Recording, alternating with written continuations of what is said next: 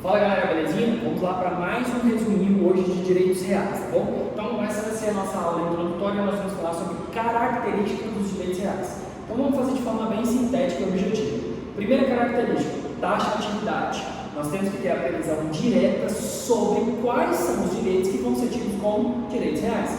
E aí nós temos o artigo 1225 do Código Civil, que vão trazer quais são as hipóteses, número clause, quais são as disposições normativas que estarão abarcadas, compreendidas como direitos reais. Segunda característica, absoluto ou absolutismo, dependendo do tipo da doutrina que for utilizado.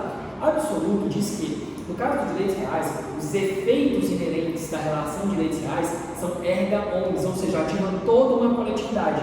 Então, se é realizada uma compra e venda de um imóvel, no caso, o registro daquele bem, ele vai atrair consequências que não fica preso, adstrito, restrito às partes, porque senão seriam interpartes. No caso de erga omnes, quer dizer que toda a coletividade passa a ter ciência sobre a existência daquela propriedade da coisa, e por isso seus efeitos são amplos. IPTU, sobre a forma de cobrança, condomínio e demais consequências inerentes ao imóvel.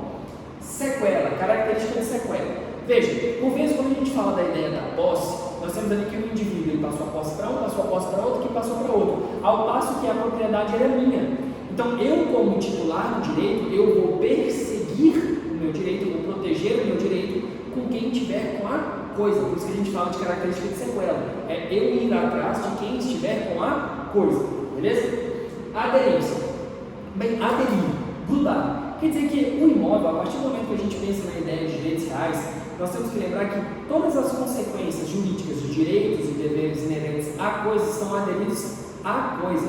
Então nós vamos ter ali circunstâncias que vão estar atreladas a ela. Essa questão de poder ir atrás, ademais, da coisa quando tiver com outras pessoas, com terceiros, fica aderida à ideia do direito do titular. Vamos pensar aqui, por exemplo, a questão do IPTU, a questão do condomínio, são circunstâncias que ficam aderidas, grudadas, juntas, relacionadas ao bem. Inclusive, eu faço aqui uma OBS sobre obrigações próprio terreno, ou seja, onde a própria coisa é utilizada como garantia. Nós falamos de próprio terreno quando é uma dívida, é uma circunstância que está junto à coisa, ou seja, a própria coisa vai ser utilizada para o pagamento do bem. Então, aderência.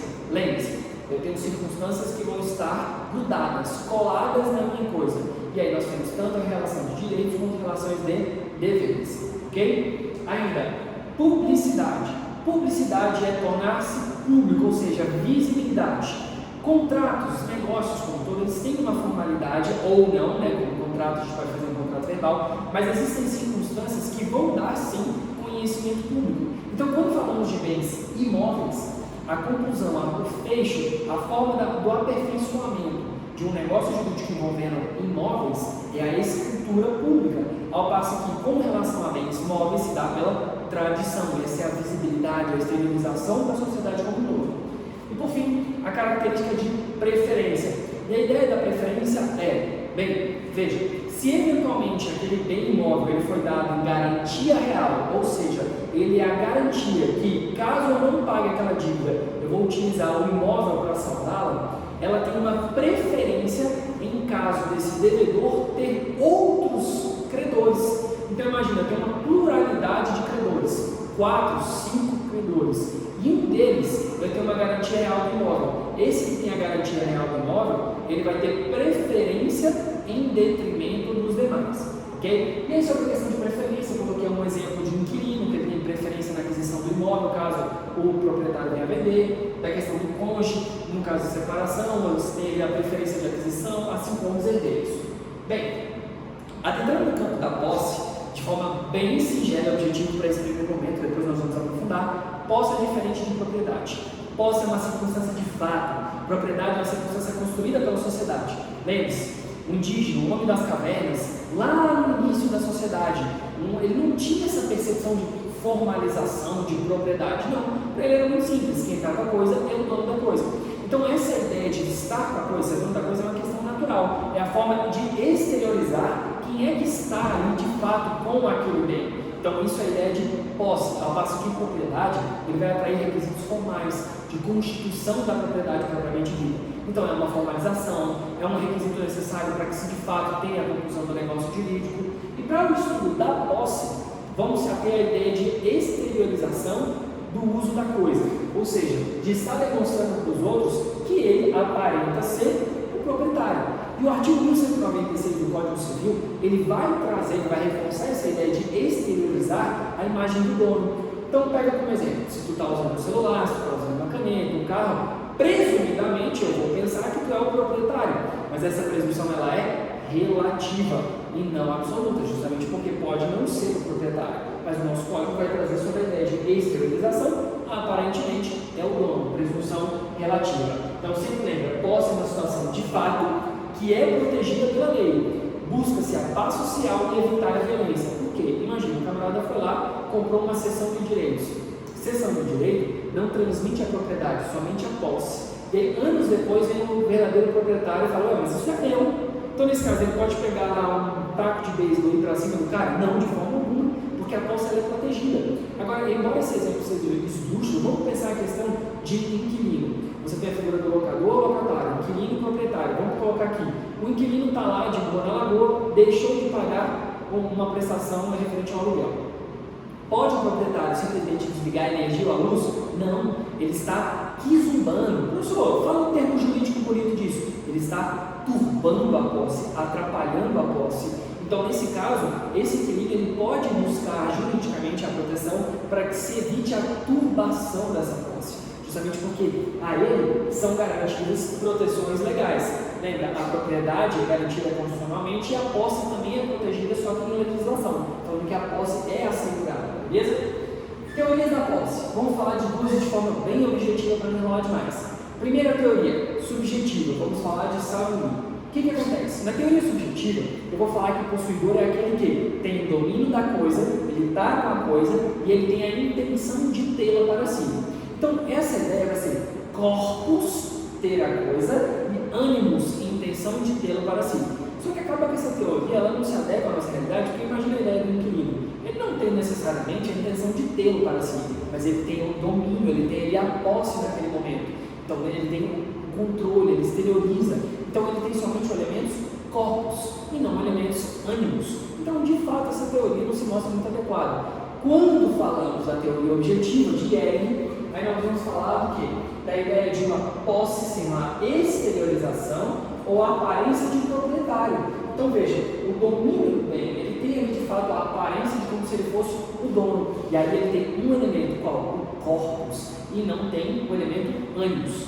Em que faz algumas doutrinas diferenciarem ou chamarem de teoria objetiva, teoria objetiva parcial, vamos elencar a teoria objetiva parcial. Teoria objetiva parcial é a que é utilizada no Brasil, onde diz o seguinte, nos termos do artigo 1196, é a exteriorização de fato, ou seja, o exercício de fato, a pessoa se apresenta como possuidor, pleno ou não, ou seja, mediante o contrato, ou até mesmo quando invadiu, é a pessoa que se apresenta como dono, ele está lá, de forma plena ou não, de alguns dos poderes da propriedade.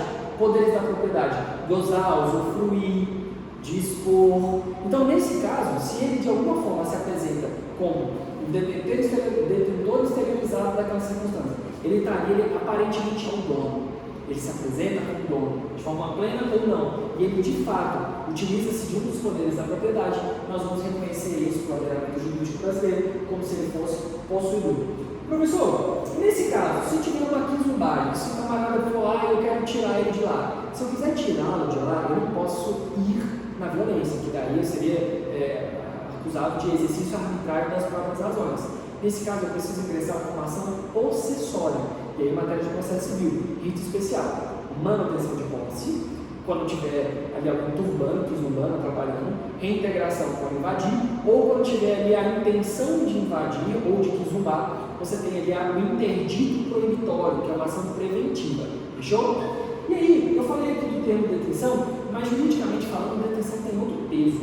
E aí nós vamos falar de detenção ou fâmulo de posse. E veja, propriedade, poderes amplos, restrito, escriturado, posse, exteriorização desse poder, eu me apresento como se eu não fosse, mas não necessariamente eu tenho a propriedade dessa escritura. E a detenção ou fâmulo de posse, ela é ainda mais frágil. Por quê? Imagine o seguinte exemplo, o caseiro. No caso do caseiro, ele é o dono do imóvel? Não. Ele é o possuidor direto? bem, de fato, ele está ali exercendo, cuidando, mas veja, o grande ponto é que o caseiro, ele está sendo ali utilizado para cuidar, enfim, mas existe uma relação de subordinação com o proprietário. Então a detenção, diferentemente da posse da propriedade, é uma coisa mais fragilizada, sobretudo por quê? Porque impede que aquele que exerça a detenção possa depois reconhecer aquele direito como direito de propriedade, intentar uma ação de uso capião, por exemplo. Então, para isso, o direito tem que tomar muito cuidado e falar, olha, detenção ou forma de posse tem alguns requisitos. Por exemplo, existe uma dependência econômica com a pessoa que está lá ou existe uma subordinação. E os exemplos clássicos da doutrina, o caso do caseiro, o caso do motorista de um veículo, o motorista de determinada família, de determinada pessoa, ele exerce de fato a condução, ele está na posse, mas ele não é possuidor, ele é detentor. Ao passo que nós temos ainda também a questão do bibliotecário, dentre vários outros. O bibliotecário, ele está ali realmente gerindo e tal, mas ele não é o possuidor daquelas coisas. Ele detém mera detenção. E por fim, para a gente finalizar a aula de hoje, nós vamos falar de um ato de mera permissão ou de tolerância, que é ainda mais frágil. Então imagine o seguinte exemplo: o camarada, ele não vai nem constituir detenção da coisa. Tu foi lá e permitiu que teu amigo vá pescar no lago que eu estou fazendo. Veja, ele não vai ser possuidor, é uma mera tolerância para que ele possa exercer determinado ato. Então é ainda mais fragilizado. E por isso nós temos que lembrar que, no caso de ato de mera permissão, tolerância ou de detenção, nós não temos ali como permitir que esses indivíduos, eles intentem o reconhecimento da propriedade. Lembra na primeira aula física que nós tivemos? O decurso do tempo, o prazo, ele pode ser utilizado para que o indivíduo que detém a posse possa buscar depois o reconhecimento de propriedade. Então imagina, o camarada foi lá e invadiu, está lá invadindo aquela terra, ninguém nunca falou nada, está há 20 anos naquele local, construiu família, tirando seus frutos. Bem, depois ele pode buscar uma ação de uso capião, com certeza, 20 anos depois.